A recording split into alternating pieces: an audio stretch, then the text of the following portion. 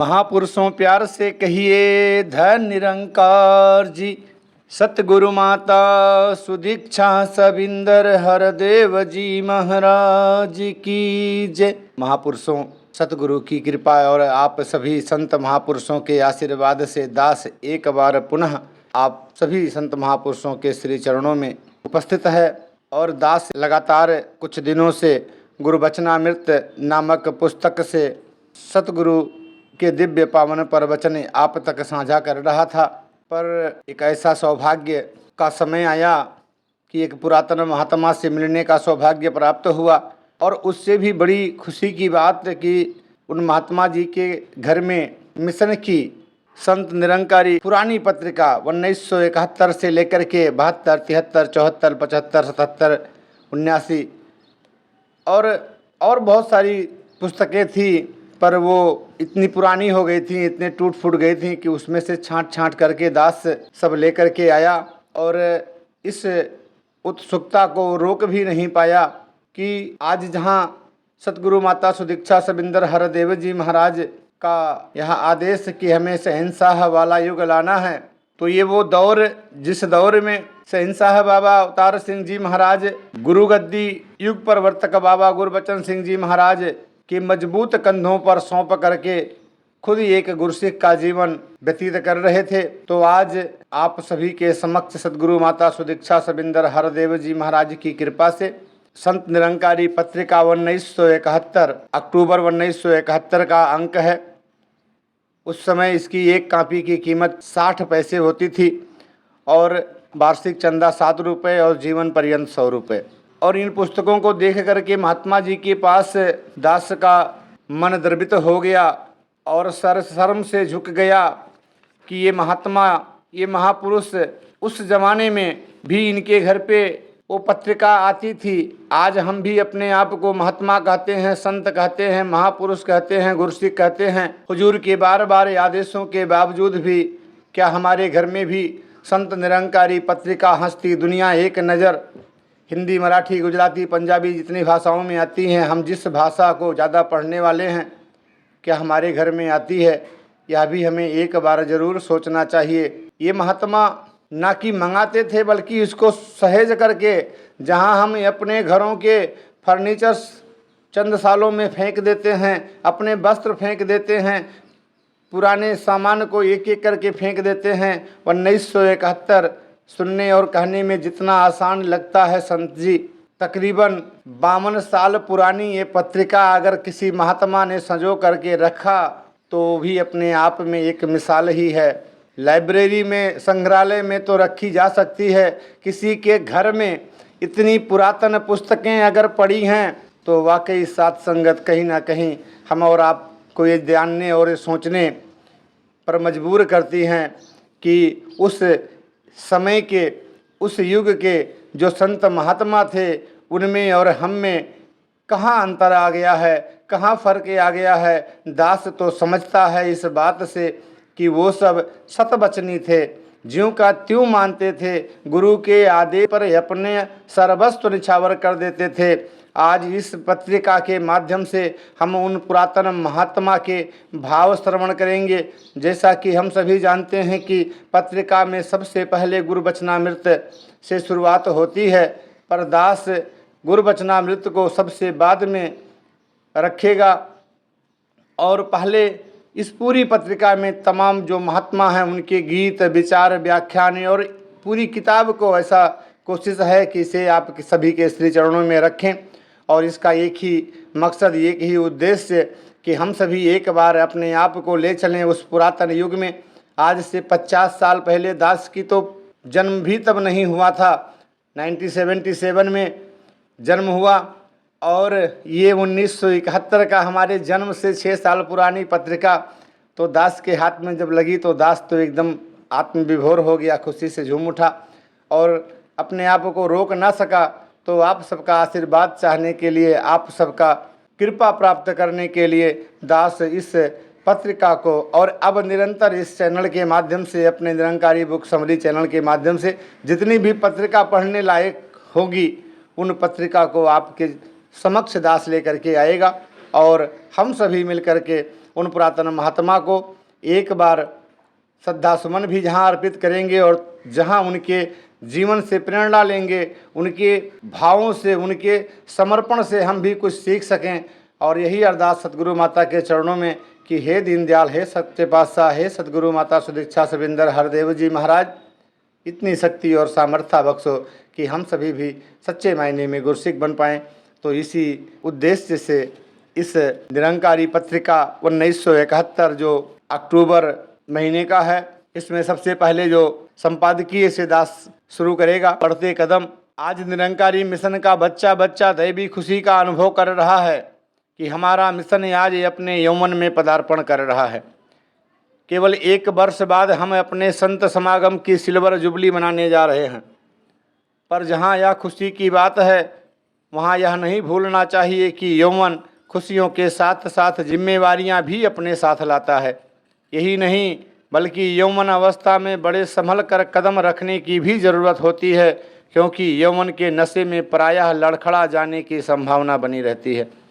इसमें कोई संदेह नहीं कि हम पर अपने समर्थ गुरु की कृपा का वरद हाथ है और हमें संसार के प्रभाव छू तक नहीं सकते, परंतु सतगुरु का आशीर्वाद भी केवल उन्हीं गुरसिखों को उपलब्ध हो पाता है जो सतगुरु के आदेशानुसार प्राणी मात्र के हितैषी बनकर अपना जीवन व्यतीत करते हैं और अपना सर्वस्व अपने सतगुरु के चरण कमलों में अर्पित करने में गौरव का अनुभव करते हैं।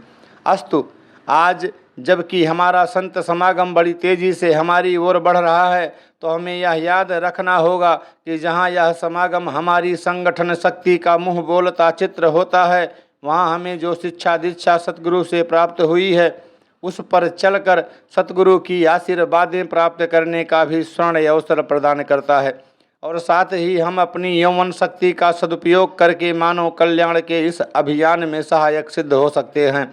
आओ सारे संत महाजन मिलकर दातार प्रभु से याचना करें कि हे दातार, हम पर कृपा करो कि हम तेरे द्वारा स्थापित इस दिव्य मिशन के अभिन्न अंग बन सकें। हमें सदा यह ध्यान रहे कि हम लोग ही चलते फिरते निरंकारी मिशन हैं और हमारा हर कर्म ही निरंकारी मिशन का सही दर्पण है कि जिसे देखकर लोगों ने इस ओर आकर्षित होना है। संपादक अक्टूबर 1971। इसके बाद गुरुवचनामृत लिखा है। सतगुरु बाबा गुरबचन सिंह जी महाराज के प्रवचन को बाद में रखेगा। पहले इस पूरी पुस्तक की खाका आपके समक्ष प्रस्तुत करता है। उन तमाम संत महात्मा के भाव और विचार आप तक साझा करेगा। गीत, व्याख्यान, कविता, लेख जो भी लिखा है, पूरी किताब आपके समक्ष रखने का दास प्रयास करेगा। इसमें जो कुछ त्रुटियां होंगी उसके लिए दास क्षमा कीजिएगा और अपना आशीर्वाद, अपनी कृपा दृष्टि दास और दास के पूरे परिवार पर बनाए रखिए, जिससे दास भी इन पुरातन महात्माओं के नक्शे कदम पर चल पाए, सतगुरु के आदेशों और उपदेशों को सत्य वचन करके मान पाए। सतगुरु इस पार ब्रह्म परमात्मा, इस रमे राम, इस निराकार को अंग संग देख करके आप सभी संत महात्माओं का सत्कार कर पाए, प्यार कर पाए। आप सबसे इसी याचना कामना के साथ अब इस पत्रिका में 24वें वार्षिक संत समागम 1971 के कार्यक्रम का विवरण दिया है, जिसमें किस किस महात्मा को समय दिया गया है, पूरा इसका रूपरेखा है। इसमें पहले दिन शनिवार 23 अक्टूबर 1971 दोपहर 3 से 4 बजे संपूर्ण अवतार वाणी परवाना जी दिल्ली वाले, फिर कीर्तन भाई साहब निहाल सिंह जी, बहन प्रेम जी दिल्ली वाले। इसके बाद श्री चन्नी फरीदाबादी, मास्टर राम श्याम सागर, श्री जसूमल जी अजमेर, बहन प्रसन्न कौर जी करनाल, मोहम्मद अकरम एंड पार्टी लखनऊ कव्वाली, भाषण बहन कांता जी आगरा, गीत श्री वीरेंद्र कुमार शिमला, भाषण श्री अजमेर सिंह जी सिद्धू वटाला, गीत कुमारी भूपेंद्र कोहली दिल्ली, अंग्रेजी संगत कुमारी सुदेश अम्बाला, गीत कविता श्री पूर्ण प्रकाश जी साकी दिल्ली, गीत पागल सेवक पटियाला, कविता ज्ञानी गुरबचन सिंह जी प्रीत बरनाला। और उसके बाद से सतगुरु बाबा जी का प्रवचन। दूसरे दिन भाई साहब लालो जी, माता भगवानी जी संपूर्ण अवतार वाणी, कुमार विनोद वाला तरावणी, श्री जफर सोनापति जी, श्री अजीत सिंह जी इलाहाबाद, ज्ञानी जोगिंदर सिंह जी भाषण, गीत कुमारी संतोष जी पानीपत, भाषण श्री पांडुरंग जी मुंबई, कव्वाली संगीत सभा जम्मू, भाषण बहन राम जी साहबाद, गीत ज्ञानी स्वर्ण आत्मा दिल्ली, भाषण श्री प्रीतम सिंह जी दुर्ग, गीत बाबू हीरा बनवारी दिल्ली, भाषण श्री घनश्याम दास जी अहमदाबाद, कव्वाली श्री कीरत नारायण जी अजमेर, भाषण श्री वासुदेव राय निरंकारी अम्बाला, गीत प्रोफेसर हरिमोहन जी शर्मा दिल्ली, भाषण श्री निर्मल जी जोशी दिल्ली, कविता श्री प्यारा सिंह जी प्यार अमृतसर, भाषण सैयद मजहर हुसैन भोपाल, गीत भाई साहब निहाल सिंह जी दिल्ली, भाषण श्री खेम राज जी चड्ढा दिल्ली, कीर्तन भाई साहब लालो जी, माता भगवानी जी कोल्हापुर, गीत श्री माघीलाल जी प्रीतम कोटा, भाषण श्री JRD सत्यार्थी दिल्ली, कव्वाली श्री मगहर अली जी दीवाना पटियाला, गीत कुमारी सत जी दिल्ली, प्रवचन पूज्य राजमाता जी, गीत श्री कुलदीप सिंह जी इंग्लैंड, प्रवचन सतगुरु बाबा जी।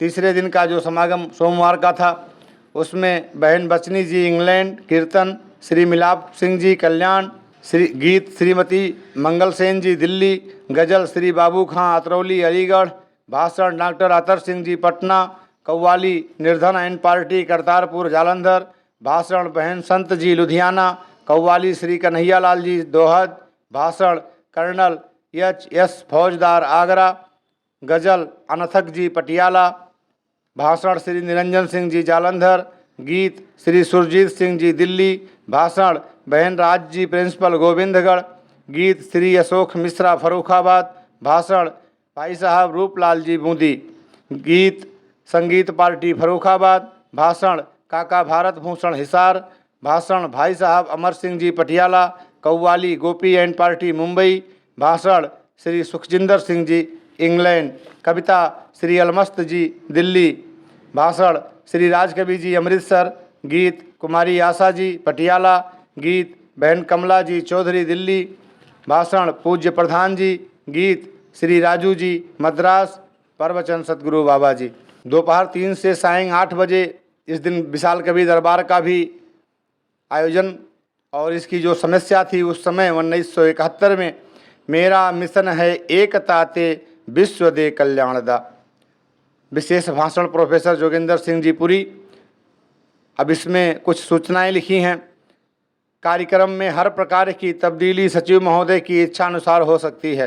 प्रत्येक वक्ता महापुरुष को अपने निश्चित समय पर ही मंच पर उपस्थित होना चाहिए। बोलते समय वक्ता अपने समय से 1 मिनट पहले ही अपने प्रवचन को समाप्त कर दे ताकि अन्य महापुरुषों के वचन भी सुने जा सकें। प्रत्येक वक्ता अपने प्रवचन कविता गीत आदि हिंदुस्तानी भाषा में ही प्रस्तुत करने का प्रयत्न करे। विशेष नोट, निरंकारी जगत को यह जानकर अवश्य ही एक दैवी प्रसन्नता का अनुभव होगा कि समागम के उपरांत कोठी पर जो हुजूर से आशीर्वाद प्राप्ति के लिए उत्सव सेहराबंदी मनाया जाता है, अब की बार यह महोत्सव सोमवार की रात को ही रामलीला ग्राउंड में संपन्न होगा ताकि समागम में भाग लेने वाले सभी महाजन हुजूर की खुशियां प्राप्त कर सकें और तुरंत अपने घरों को भी लौट सकें। सेक्रेटरी संत निरंकारी मंडल दिल्ली। अब इसके बाद से भूपेंद्र कोहली जी का गीत है। यह हम सभी महात्मा के लिए, हम सभी महापुरुष, हम सभी गुरसिक के लिए एक प्रेरणादायी गीत होगा। इसको दास ज्यों का त्यों रखने का प्रयास करेगा। इसका शीर्षक है मैं खा ना। सृष्टि के जब मिले 5 तत्व तब बन पाया दीवाना, अंश आत्मा प्रभु की जिससे सजा दिया ये पैमाना, हर अंश आतुर सृष्टि का वंश में अपने मिलने को, तत्व तत्व से मिलना चाहे आत्मा चाहे मैं खाना, कई जन्मों से डोल रहा तू बंदे बन कर दीवाना, बिना ज्ञान की मदिरा के कई बार ये टूटा पैमाना, समय रहे ही मिल साकी से जो ना जाना हाला को, तो बाद 84 कहीं सजेगा मानो जीवन में खाना, आखिर एक दिन छलक जाएगा अपना जीवन पैमाना, समा मौत की झुलस ही देगी आखिर जीवन परवाना। समय रहे ही कर ले बंदे दिल के सब अरमान पूरे, कौन जाने कि कब हो जाए खत्म सांसों का मैं खाना। तेरे नैनों से पीसा की नहीं हुआ जो दीवाना, खुद ही मिटा जिसने ना तुझसे हाय ये देखा पैमाना। अपने आतुर होठों से जिसने ना नाम का पान किया, व्यर्थ सुखा डाला उसने जीवन का सुंदर मैं खाना। मौत मौत है जन्म का पूरक, एक हाला एक मैं खाना। साथ स्वागत विदा तैयारी करता देखा दीवाना। मिलन हुआ और बात जुदाई की होठों पर मचल उठी, खुला ही था कि लगा ढालने या जीवन का मैं खाना। छलक रहा है छिन छिन पल पल जीवन का ये पैमाना, दौड़ रहा है मौत की जानिब पल प्रतिपल ये दीवाना। पर मौत का उनको क्या भय होगा, निज घर से है वाकिफ जो, मिलकर मैं खाने में वो तो हो जाएंगे मैं खाना। जोत मिले जब जोत से जाकर तहस नहस कर ये बाना, मैं मिल जाए मदिरालय में तोड़ के तन का पैमाना। गम काहे का करना इसमें बात खुशी की ये है तो, साकी रिंद पैमाना तीनों जब हो जाए मैं खाना। जीवन सुधा से भरा हुआ जब छलक जाए ये पैमाना, नर तन चोला त्याग के जग से जब जाए ये दीवाना। याद रहे तब मेरे पीछे गम के राग न गाए कोई, हो होठों पर बस एक राग जय गुरु बचन जय मैं खाना। तोड़ के बंधन जिस दिन जाऊं जग वालों ना अश्क बहाना, मिलन पे प्रिय के प्रियतम से ये जग वालों जश्न मनाना। बूंद मिली है सागर से जा ज्योति मिली जा ज्योति से, समझाए दुनिया को उस दिन खूब सजाना मैं खाना। गुरु शब्दों की बरसा हो जब सौ मेरा लेकर जाना, तू ही की लय हो मुँह में मट्टी को जब यज्ञ लगाना। आत्मशक्ति के लिए मेरी प्रार्थना की कुछ नहीं जरूरत, इन रिंदों को बुलवा के बस खोल देना ये मैं खाना।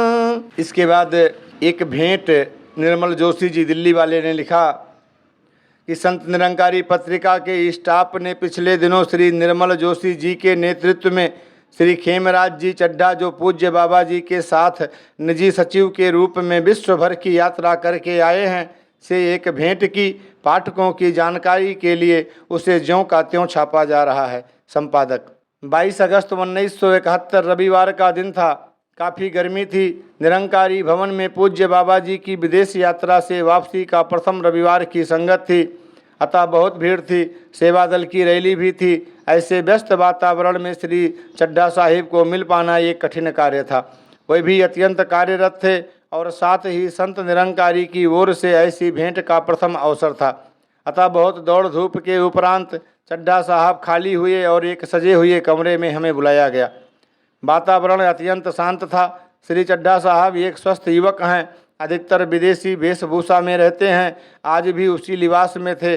नमस्कार आदि आदान प्रदान के उपरांत मैंने पहला प्रश्न किया, आपने बाबा जी के निजी सचिव के रूप में क्या क्या अनुभव किया? चड्ढा साहब, मुझे जो अनुभव हुए उन सब का वर्णन करना मेरे लिए कठिन है। मेरे जीवन में हुजूर के इतने समीप रहने का प्रथम अवसर था, परंतु मैं इतना अवश्य कह सकता हूँ कि मुझे इस योग्य बनाए रखने में बाबा जी का ही विशेष हाथ रहा। इतना कह सकता हूँ कि बाबा जी हर समय हमारे साथ एक बराबर के साथी का बर्ताव करते रहे। सच तो यह है कि सतगुरु की महानता वर्णन से परे है। पाल जी, आप जहाँ जहाँ भी गए, क्या प्रोग्राम वहाँ पहले ही बने होते थे अथवा आप स्वयं प्रबंध करते थे? चड्ढा साहब, प्रोग्राम अधिकतर बने होते थे, परंतु उनका सुचारू प्रबंध हमें स्वयं ही स्थानीय संत महाजनों की सहायता से करना पड़ता था। और फिर इस बार हम बहुत से नए स्थानों पर भी गए जहां हमारा पूर्व परिचित कोई भी महापुरुष न था। मैं समझता हूं कि यह एक विशेष बात तो थी ही, साथ ही एक नया अनुभव भी था। हम जहां पहुंचते थे वहां के स्थानीय दैनिक पत्रों के पते टेलीफोन डायरेक्टरी से देखकर पूज्य बाबा जी के आगमन के उद्देश्य का संक्षिप्त सा विवरण छापकर उनको भेज दिया जाता था। कभी कभी उनको मिलना भी पड़ता था। वे अपने धार्मिक कॉलम में यह सूचना छाप देते थे। इस भांति संगत के निर्धारित स्थान पर धर्म प्रेमी बहुत संख्या में आ जाते थे, परंतु संगत के प्रोग्राम का विवरण वे दैनिक पत्र अपने निजी पत्रकारों द्वारा प्राप्त सूचनाओं के आधार पर ही छापते थे। श्रीमान सिंह जी, अमेरिकन देशों में जनता इस ब्रह्म ज्ञान से क्यों प्रभावित हुई? चड्ढा साहब, वस्तुतः उन देशों में जनता अति की पुजारी है। या तो वह नितांत विलासी हैं अथवा अत्यंत एकांतवासी हैं। वे लोग अपनी भौतिक प्रगति से स्वयं ही उकता कर एक विरक्त जीवन को अच्छा समझने लगे हैं। अतः जब बाबा जी ने उन्हें मध्यम मार्ग का सुझाव दिया तो वे इस ज्ञान से अत्यधिक प्रभावित हुए। उन्हें इस प्रकार जीवन यापन से यह प्रतीत होने लगा कि सांसारिक सुखों का उपभोग करते हुए भी त्यागी रह सकते हैं और इस प्रकार उन्हें उत्काहट भी नहीं हो सकती। पाल जी, क्या वे ज्ञान के पश्चात इस निराकार को उसी समय मान लेते थे? चड्ढा साहब, हाँ, क्योंकि सत्संग में सम्मिलित होने वाले अधिकतर धर्म जिज्ञासु ही होते थे। फिर भी कुछ लोग ज्ञान के पश्चात कुछ समय विचार मग्न रहकर इसकी सत्यता को स्वीकार करते थे। साकी जी, 2 वर्ष पूर्व भी आपने अपनी 6 मिलियन संख्या 8 लाख बताई थी। इस बार भी उतनी संख्या ही सुनकर वहाँ की प्रेस ने आश्चर्य प्रकट नहीं किया? इस प्रश्न पर चड्ढा साहब ने एक कुशल नीतिज्ञ की तरह झट उत्तर दिया, जी नहीं, लोग जानते हैं कि 10 लाख की गिनती बहुत होती है। 40 वर्ष में हम 60 लाख हुए हैं तो 2 ही वर्ष में 70 लाख हो जाना कठिन है। मैंने इस प्रसंग को बदलते हुए कहा, क्या बाबा जी का स्वागत किसी देश में सरकारी तौर पर भी किया गया? चड्ढा साहब, जी हाँ, कनाडा में एक्सपो 67 पर बाबा जी का स्वागत सरकारी तौर पर किया गया और इंग्लैंड में भी मेयर और लॉर्ड मेयर ने न केवल बाबा जी का सरकारी स्तर पर स्वागत ही किया बल्कि कुछ उपहार भी भेंट किए। मान सिंह जी, क्या आपने वहाँ किसी विश्वविख्यात व्यक्ति से भी भेंट की? चड्ढा साहब, जी हाँ, बाबा जी ने कनाडा में आर्य बिशप के विशेष निमंत्रण पर उनको मिलने गए। बिशप महोदय ने स्वयं साथ चलकर बाबा जी को अपना विशाल गिरजाघर दिखाया। यहाँ यह भी याद रहे कि साधारण जनता के समक्ष बिशप महोदय इस तरह कभी भी नहीं आते। पूज्य बाबा जी को उन्होंने एक सुंदर बाइबिल की प्रति भेंट की, जिसके बदले में हमने भी एक प्रति अवतार वाणी की उनको दी। मैंने फिर प्रश्न किया, क्या वहाँ भी बहुत से मतांतर हैं? चड्ढा साहब, जी हाँ, भारत से अधिक। वहाँ एक चर्च का दूसरे चर्च से मेल नहीं।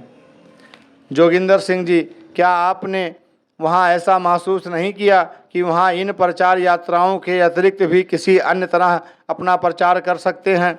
चड्ढा साहब, जी हाँ, लेखनी द्वारा, साहित्य द्वारा। बल्कि उन देशों में तो अधिकतर लोगों के पास समय ही नहीं, इसलिए सबसे अधिक महत्व इसी का है। जोगिंदर सिंह जी, जो साहित्य आप ले गए थे, क्या वह कुछ लाभदायक हो सका? चड्ढा साहब, बहुत अधिक। उनमें से 1-2 पंपलेट हमने वहाँ भी छपवाए, परंतु हमारे पास साहित्य था ही कहाँ। हम जो ले गए थे वह तो केवल हमारे मिशन का एक परिचय मात्र ही था। प्रेम बुद्धि राजा, तो क्या प्रेस पब्लिकेशन के बारे में आपने कोई योजना बनाई है? चड्ढा साहब, इस बारे में मैं क्या कह सकता हूँ, यह बाबा जी का निजी विषय है, परंतु यह मैं कह सकता हूँ कि बाबा जी इस बारे में काफ़ी गंभीर थे और शायद कोई विस्तृत योजना भी बनाएं ताकि हम उन देशों से पूर्णतया संबंध बनाए रखें और उनसे किए वादों को पूरा कर सकें। हो सकता है बाबा जी इस बारे में आपसे कोई भेंट भी करें। सुखदेव जी, अभी तक हमारे प्रेस ने जो कुछ किया है इस बारे में आपकी क्या राय है? चड्ढा साहब, हाँ, बाबा जी इस बारे में काफ़ी प्रसन्न थे। विशेषतया इस यात्रा को इस बार जिस तरह संत निरंकारी में महत्व दिया, इससे आप सब लोग बाबा जी के पूर्ण आशीर्वाद पा सके। मैंने फिर बात बदली, क्या वहाँ अंग्रेजी से काफ़ी काम चल जाता है? चड्ढा साहब, जी हाँ, क्योंकि इस बार हम अधिकतर उन देशों में गए जहाँ अंग्रेजी भाषा ही प्रयुक्त होती है, परंतु मैं यह जरूर कहूँगा कि हमें अन्य विदेशी भाषाएं भी जरूर सीखनी चाहिए, क्योंकि अधिकतर हर देश की अपनी भाषा है। हमारे प्रचार के लिए हमारे महापुरुषों को अधिक से अधिक विदेशी भाषाओं को सीखना चाहिए। समय तेजी से दौड़ रहा था, इसलिए अब इस भेंट में भी तेजी आ गई। साकी जी ने प्रश्न किया कि विदेश में बहुत से मठ आदि भी बने हैं, क्या आप वहाँ भी गए? चड्ढा साहब, जी हाँ, विशेषकर हम शिवानंद जी के योगाश्रम में गए।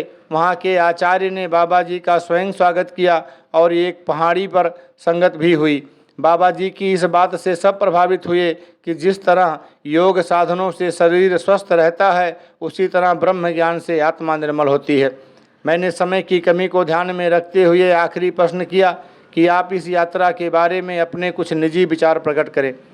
प्रश्न का उत्तर विस्तृत था, परंतु चड्ढा जी ने बहुत ही संक्षेप में कहा, हम उन देशों में जाकर उनके नम्रता, अनुशासन, सहनशीलता और विचार भावना से बहुत प्रभावित हुए। वे लोग हर विषय में या तो बहुत विशेष ध्यान देते हैं या फिर इधर ध्यान ही नहीं देते। वे सभ्यता के नाम पर धोखा नहीं देते, वे अपने ही द्वारा की हुई प्रगति में उलझ कर रह गए हैं। उन्हें यह ज्ञान की और बाबा जी के प्रचार की बहुत आवश्यकता है। इसलिए यदि हम विदेशी भाषाएं सीखें और पूरी जिम्मेदारी से हम निरंकारी साहित्य पर जोर दें, तो यह उन देशों पर बड़ा उपकार होगा। वहाँ हमने बहुत बड़ी बड़ी लाइब्रेरियाँ देखीं, हमारी भी ऐसी लाइब्रेरी होनी चाहिए ताकि धर्म के हर विषय पर निरंकारी मत के अनुसार विचार विमर्श हो सके। भेंट समाप्त हो गई। जब हम बाहर आए तो करीब शाम होने थी। हम सोच रहे थे कि पूज्य बाबा जी के साथ रहने वाले इस महापुरुष में कितना धैर्य है और ये अपार क्षमता। यहाँ पर एक कोट करते हुए लाइन लिखा है इस पत्रिका में कि हुजूर के आदेशानुसार हर गुरसिख फौरन संत निरंकारी पत्रिका का आजीवन सदस्य बने। अब जनरल सेक्रेटरी का एक लेख है, पढ़ें और अमल में लाएं। दास समझता है कि ये लेख हर एक गुरसिख को सुनना चाहिए और इसे अमल में लाना चाहिए। प्रमुख महाजन एवं स्थानीय सेवा दल के कर्ता धर्ता इस लेख को जहाँ स्वयं बड़े ध्यान से पढ़ें और अमल में लाएं, वहाँ संगतों को भी बार बार पढ़कर सुनाएं और इसमें लिखे नम्र निवेदनों पर आचरण करने की हर रोज संगत को प्रेरणा दें। इसमें लिखी हर विनती को पूरे विस्तार से समझने और समझाने की ज़रूरत है ताकि हम समागम के दौरान और इससे पहले इन्हें जीवन में उतार कर समागम के अनुशासन एवं प्रचार कार्य में सहायक सिद्ध हो सकें।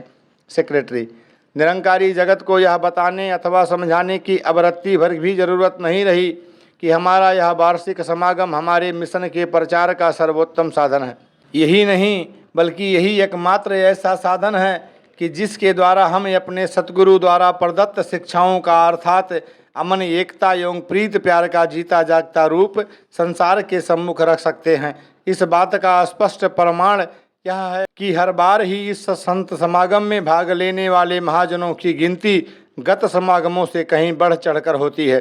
देश और विदेश के संत जन अपनी सभी प्रकार की गतिविधियों को ठप्प करके इस समागम में भाग लेने के लिए दौड़ पड़ते हैं, पर ज्यों-ज्यों यह गिनती बढ़ती जा रही है, साथ ही साथ हमारे कर्तव्य भी बढ़ते जा रहे हैं। स्मरण रहे कि सतगुरु के आदेशानुसार प्रबंधकों के प्रबंध के अनुसार चलकर एवं अनुशासन में रहकर ही हम अपनी आवाज़ को संसार के कानों तक पहुंचा पाने में सफल हो सकते हैं। यहाँ यह भी याद रखना जरूरी होगा कि समागम में केवल स्वयं ही भाग लेना काफ़ी नहीं, अपितु संसार के कोने कोने तक इस एकता प्यार के मुँह बोलते चित्र के संबंध में पूरी जानकारी प्रदान कराना भी हमारा परम कर्तव्य है, क्योंकि सद्गुरु के उपकारों के ऋण से उऋण होने का यदि कोई उपाय है तो यही कि जिस प्रकार किसी संत महाजन ने हम पर उपकार किया है और हमें इस साध संगत में लाकर शाश्वत सुख का भागीदार बनाया है,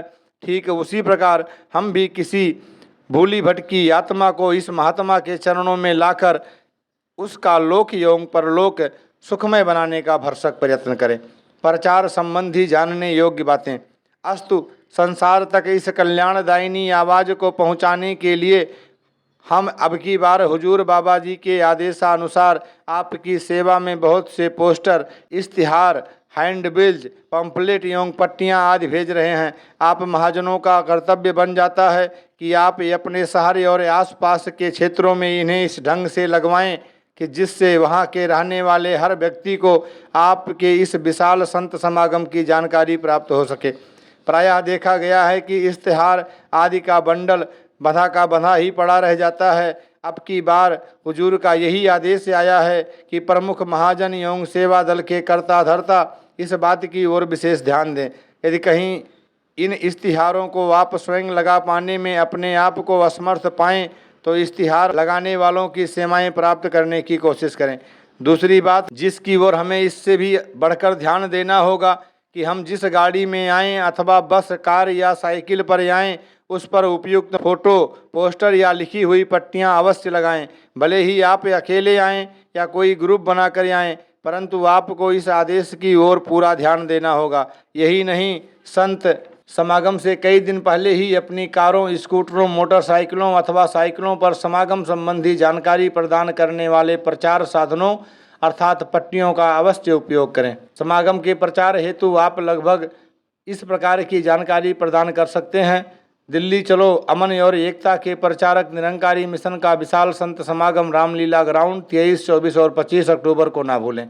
अथवा पधारिए निरंकारी संत समागम 23, 24 और 25 अक्टूबर रामलीला ग्राउंड दिल्ली। ये पूरा ब्यौरा है समागम में कैसे आना है, क्या करना है। तो इसको दास यहीं पे रोक रहा है। अगले वीडियो में इस कहानी को लेकर के वापस उपस्थित होगा। दास अब सभी तरफ से अपने आप को समेटते हुए गुरुवचनामृत, जिस पर युग प्रवर्तक बाबा गुरबचन सिंह जी महाराज ने अपने दिव्य पावन प्रवचन रखे, उसे आप सभी के समक्ष रखने का प्रयास कर रहा है। जो कुछ त्रुटियां होगी उसे आप क्षमा करना। दिलहु मुहब्बत जिन से सचिया, जिनहि मन होरु मुख होरु से काढ़े कचिया, रते इसक खुदाई रंग दीदार के, बिसरिया जिनु नाम ते भुई भारु थिए, आप लिए लड़ी लाए दर दरबेश से, तीनु धनु जणेदी माऊ आए सफल से, परवर दिगार अपार अगम बेअंत तू, जिन्हा पचाता सच चुम्मा पैर मुँह, तेरी पनाह खुदाए तू बखसंदगी, शेख फरीदे खैरु दीजे बंदगी। इस पुनीत शब्द की विशद व्याख्या सतगुरु बाबा गुरबचन सिंह जी महाराज ने रविवार 12 सितंबर 1971 को संत निरंकारी कॉलोनी दिल्ली 9 में की, जिसका संक्षिप्त हिंदी रूप निम्नलिखित है। दिलहु मुहब्बत जिन से सचिया। हुजूर ने फरमाया, साध संगत जी धैर्य निरंकार। साध संगत जी, अब तक आपने बहुत से महापुरुषों के वचन सुने हैं। हर कहने वाले ने एक ही बात पर जोर दिया है कि यह आत्मा केवल परमात्मा से मिलकर ही अमर होती है और परमात्मा का साक्षात्कार पूर्ण सतगुरु द्वारा ही हो सकता है। फिर ही प्यार पैदा होता है, वह प्यार सच्चा होता है और किसी के छिपाए छिपता नहीं। इसी तरह से यहाँ पर इस शब्द में भी यही विचार है कि दिल से दिल की राह होती है। जो प्यार होता है वह कभी छुपा नहीं करता। जब दिल में सच्चा प्यार पैदा हो जाए, इस जैसी और कोई चीज़ नहीं है। सच्चा प्यार कुछ ऐसा ही होता है। दुनिया तो दुनियावी आशिकों को भी याद करती है, रूहानी आशिकों की तो बात ही निराली है। इसी तरह जो दुनियावी चीज़ों के प्यारे होते हैं, जैसे चांद और चकोर की प्रीत, भंवरे और फूल की प्रीत, पतंगे और समा की प्रीत, ये एक तरफा प्यार हैं। इनको भी दुनिया याद करती है, लेकिन इनसे भी बढ़कर एक ऐसी प्रीति होती है जिसे सच्ची प्रीत कहते हैं या भक्तों की प्रीति होती है। इन दोनों में यही अंतर होता है कि दुनिया की चीज़ों की प्रीत जहाँ एक तरफा प्रीत होती है, वहाँ इनकी प्रीति दृष्टिमान वस्तुओं के लिए होती है। जो चीज़ें नाश हो जाती हैं, लेकिन सच्ची प्रीति भक्तों की परमात्मा से प्रीति है, निराकार से प्रीति है। इस जीवन में भी यह प्रीति कायम रहती है और जीवन के बाद भी यह प्रीति कायम रहती है।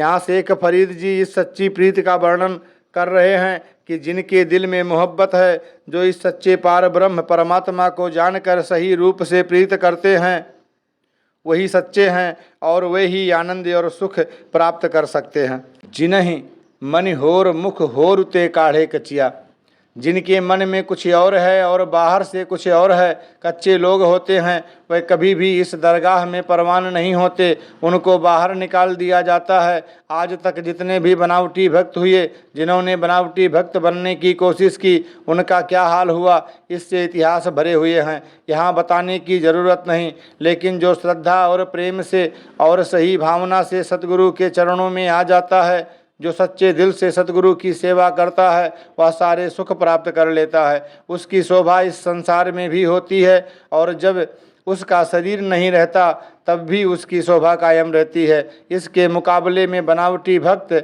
वह शोभा हासिल नहीं कर सकता, चाहे वह कितना ही बुद्धिमान हो, चाहे कितना ही पढ़ा लिखा हो, चाहे वेद ग्रंथों का पढ़ने वाला हो, चाहे कितना भी विद्वान क्यों ना हो, लेकिन वह अपनी चतुराई से परमात्मा को कभी नहीं रिझा सकता। यहाँ तो सच्चे प्यार से, सच्ची भावना से, सही रूप में नम्रता और भक्ति से जो भी आता है, इस जगह पर उसी को मान मिलता है, उसी को पोजीशन मिलती है, उसी को सत्कार भी मिलता है।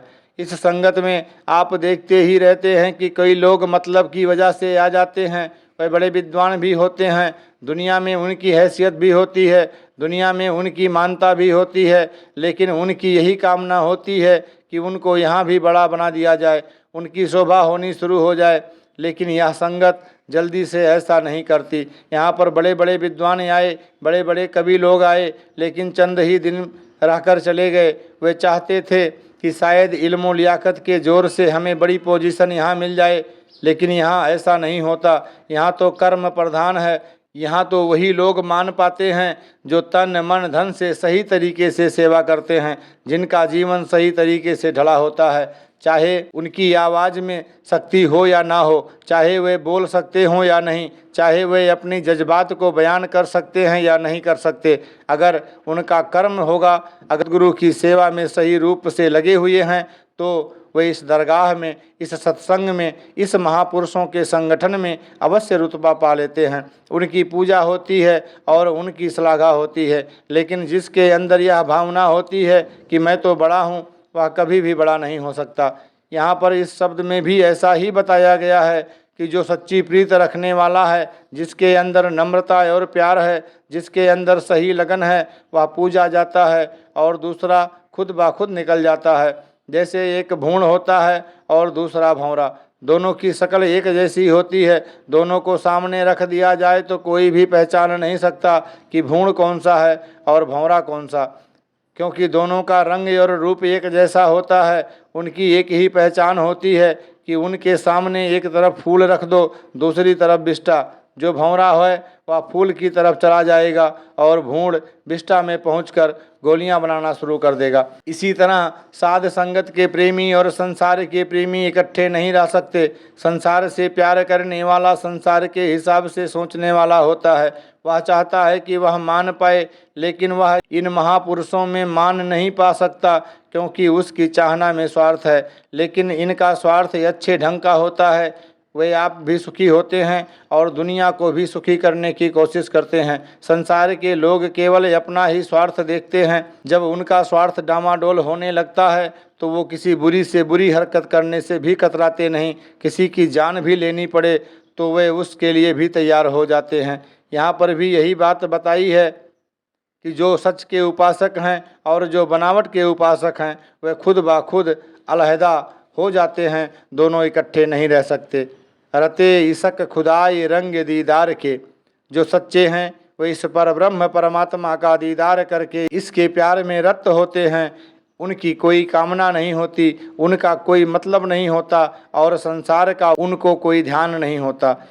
बिसरिया जिन्हूं राम ते भूई भारु थिए, जिनको यह नाम भूल जाता है और जो संसार को अपना बनाने की कोशिश करते हैं वह ज़मीन पर जाते हैं। जैसे कोई ऊंची मंजिल पर चढ़कर नीचे गिर जाता है, वह चकनाचूर हो जाता है, उसका कुछ भी नहीं रहता। इसी तरह जो परब्रह्म परमात्मा को जानकर फिर संसार की माया में पड़ जाता है, उसका यही हाल होता है।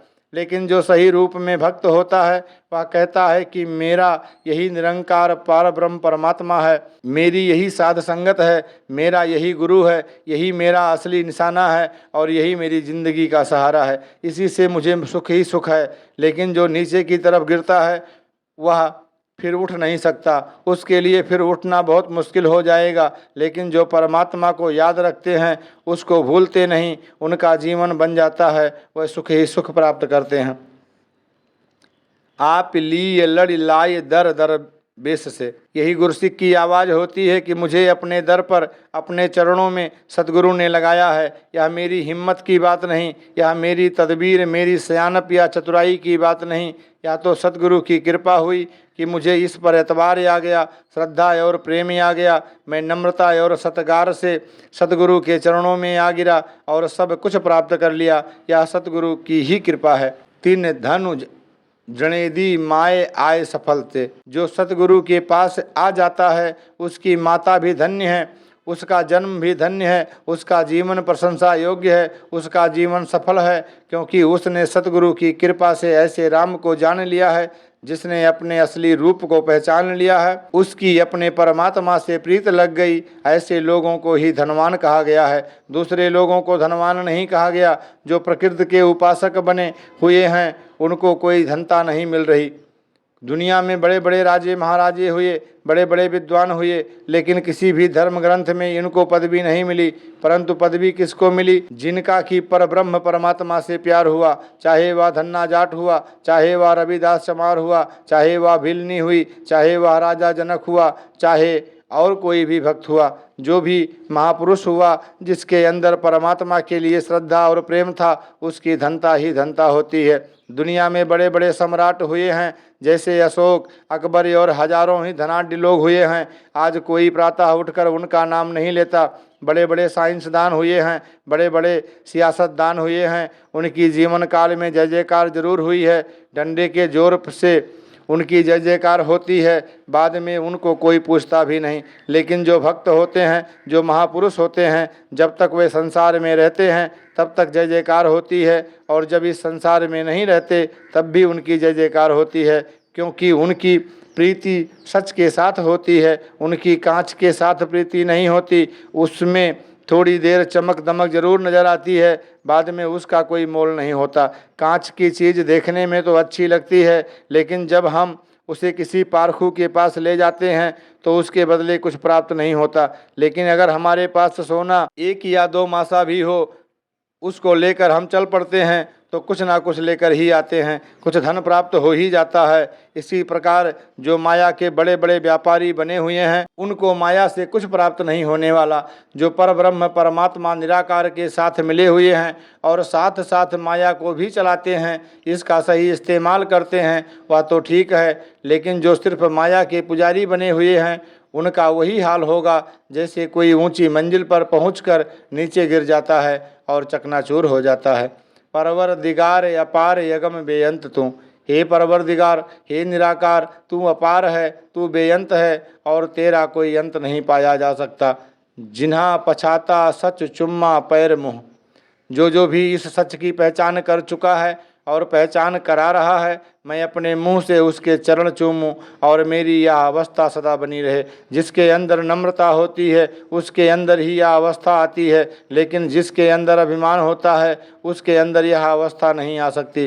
कई लोग नमस्ते कहते हैं, नमस्ते के शब्द का अर्थ होता है मैं तुम्हें नमस्कार करता हूँ, मैं तेरे आगे झुकता हूँ, या कई लोग पैरी पैना कह देते हैं, इसका मतलब होता है मैं आपके पैरों पर झुकता हूँ, अपना सिर झुकाता हूँ, मैं अपने आप को नीचा समझ रहा हूँ। लेकिन सिर्फ इन शब्दों का इस्तेमाल किया जाता है, लेकिन उनके अंदर अभिमान भरा हुआ है। शब्द बहुत सुंदर हैं, लेकिन इसका इस्तेमाल गलत जगह पर गलत पोजीशन में करते हैं, इसलिए उनको कुछ प्राप्त नहीं हो सकता, क्योंकि वे नम्रता से दूर होते हैं।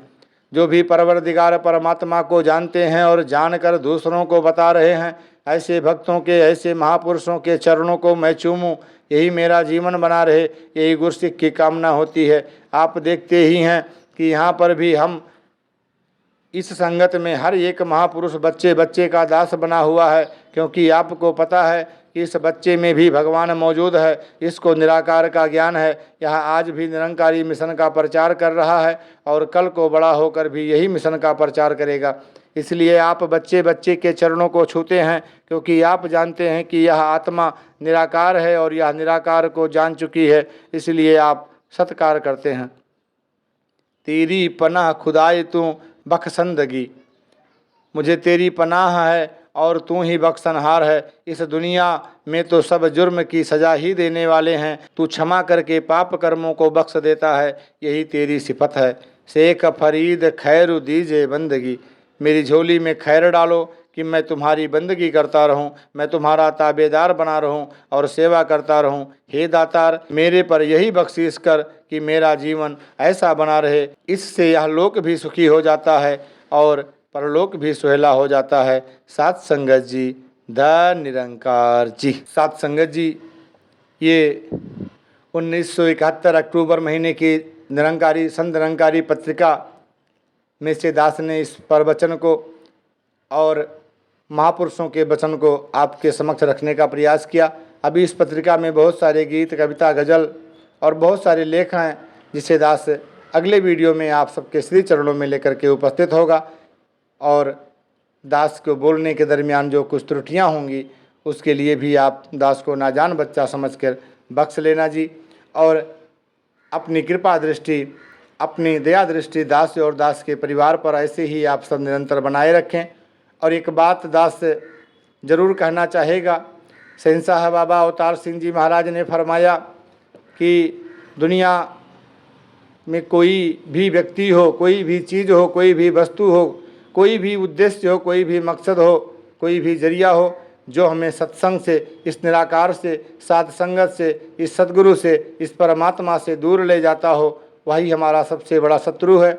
और चाहे वह कोई भी जरिया हो, कोई भी माध्यम हो, कोई भी वजह हो, कोई भी निमित्त हो, जो हमें इस निरंकार से, इस सद्गुरु से, साध संगत के श्री चरणों से जोड़ दे, वही हमारा परम मित्र है।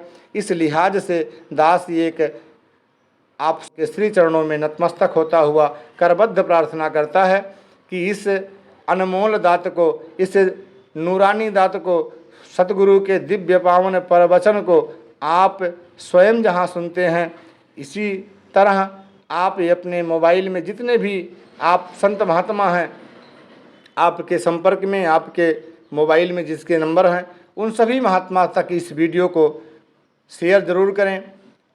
क्योंकि महात्मा कहते हैं कि एक घड़ी आधी से पुनियाद, तुलसी संगत साध के कटे कोटि अपराध।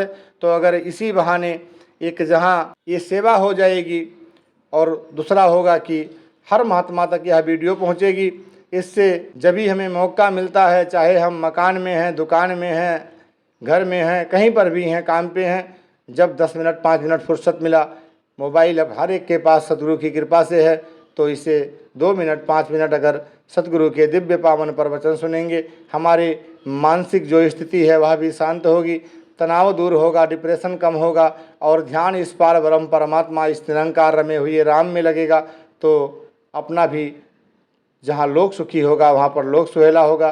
तो यही करबद्ध प्रार्थना, यही याचना, यही कामना कि इस नूरानी दात को, इस वीडियो को जितना ज़्यादा से ज़्यादा हो सके उतना आप सब शेयर करें, खुद भी पढ़ें और हम सभी सतगुरु के श्री चरणों में ये अरदास करें कि हे दीनदयाल सच्चे पातशाह सतगुरु माता सुदीक्षा सविंदर हरदेव जी महाराज, इतनी शक्ति और सामर्थ्य हम सभी संत महात्मा के जीवन में आप भरो, जिससे हम सब आपके आदेशों और उपदेशों को सत वचन करके मान पाएं, जिससे अपना लोक सुखी और परलोक सुहेला कर पाएं। महापुरुषों प्यार से कहिए, धन्य निरंकार जी।